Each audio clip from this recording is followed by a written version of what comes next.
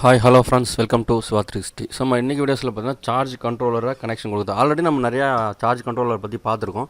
So பல பேருக்கு இன்னும் டவுட்ஸ் வந்து கிளியர் ஆகலை. ஸோ எந்த ஒயர் வந்து நம்ம யூஸ் பண்ணலாம், சார்ஜ் கண்ட்ரோலர் எப்படி கனெக்ஷன் வந்து ப்ராப்பராக கொடுக்கணும் அப்படின்றது எல்லாமே வந்து இந்த வீடியோஸில் நம்ம பார்க்க போகிறோம். ஸோ அதனால் ஸ்கிப் பண்ணாமல் இந்த வீடியோஸை கடைசி வரைக்கும் பாருங்கள். அப்போ தான் உங்களுக்கு இதை பற்றி டீட்டெயில்ஸ் தர உங்களுக்கு வந்து புரியும்.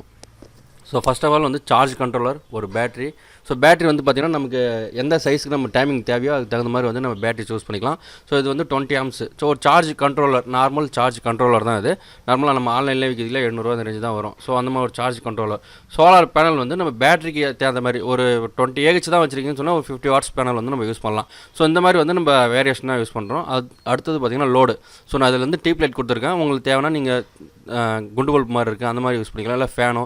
ஸோ எனிதிங்ஸ் நம்ம எவ்வளோ யூஸ் பண்ணணும் அப்படின்னு நினைக்கிறோமோ அதுக்கு தகுந்த மாதிரி நம்ம பேட்டரிஸோ அதுக்கு தகுந்த மாதிரி லோட்ஸோ நம்ம வந்து எப்படி செக் பண்ணணும் அப்படின்றது நான் தனியாக ஆல்ரெடியாக ஒரு வீடியோஸ் வந்து உங்களுக்கு சொல்லியிருக்கேன். ஸோ எந்த பேட்டரி எவ்வளோ லோடு நம்ம வந்து யூஸ் பண்ணலாம் அப்படின்றது வந்து தனியாக சொல்லியிருக்கேன். வேறு என்ன சொல்லுங்கள், மறுபடியும் ப்ராப்பராக தனியாக ஒரு வீடியோ சொன்னாலும் உங்களுக்கு போடுறேன்.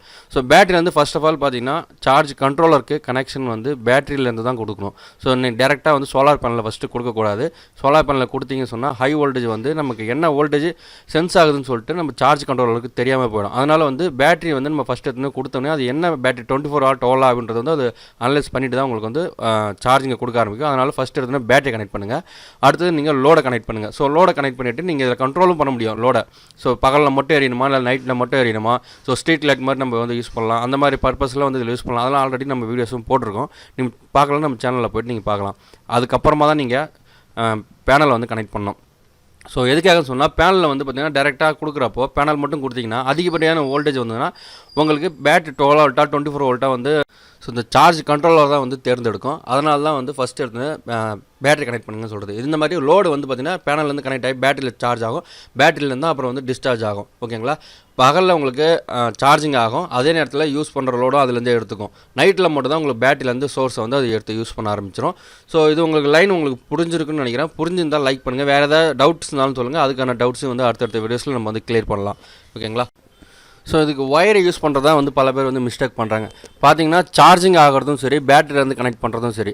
ஸோ வோல்டேஜ் வந்து அதிகமான வோல்டேஜ் அதில் தான் வந்து இன் ஆகும், அவுட் ஆகும். அதே நேரத்தில் ஆம்ஸும் வந்து ரேட்டிங் வந்து கொஞ்சம் டிஃப்ரென்ஸ் வரும். அதனால் வந்து நீங்கள் அதுக்கு யூஸ் பண்ணுற ஒயர் மட்டும் 2.5 வந்து யூஸ் பண்ணுங்கள். நான் யூஸ் பண்ணியிருக்கக்கூடிய இந்த காம்பனன்ட்ஸுக்கு மட்டும் 2.5. இன்னும் நீங்கள் அதிகமான லோடு யூஸ் பண்ணுறீங்கன்னு சொன்னால் அதுக்கு தகுந்த மாதிரி வந்து நம்ம ஒயர் கேஜை வந்து அதிகப்படுத்துகிற மாதிரி இருக்கும். ஸோ ஏதோ லோடெல்லாம் யூஸ் பண்ணுறீங்க, அந்த லோடு லைட்டுக்கெலாம் கொடுத்துருக்கீங்க இல்லையா, அதுக்கு வந்து 1 mm இருக்கலாம், ஸோ 1.5 இருக்கலாம். அது நமக்கு வந்து நம்ம லோடு எவ்வளோ வோல்டேஜ் கொடுக்குறோம் அப்படின்றத பொறுத்து வேரியேஷன் மாற்றலாம். ஆனால் இதுக்கு வந்து முடிஞ்ச அளவுக்கு கொஞ்சம் ஹையராக வந்து கொடுத்தீங்கன்னா தான் உங்களுக்கு வோல்டேஜ் வந்து தாங்கும். ஸோ இந்த வீடியோஸ் உங்களுக்கு பிடிச்சிருந்தா லைக் பண்ணுங்கள், ஷேர் பண்ணுங்கள், கமெண்ட் பண்ணுங்கள்.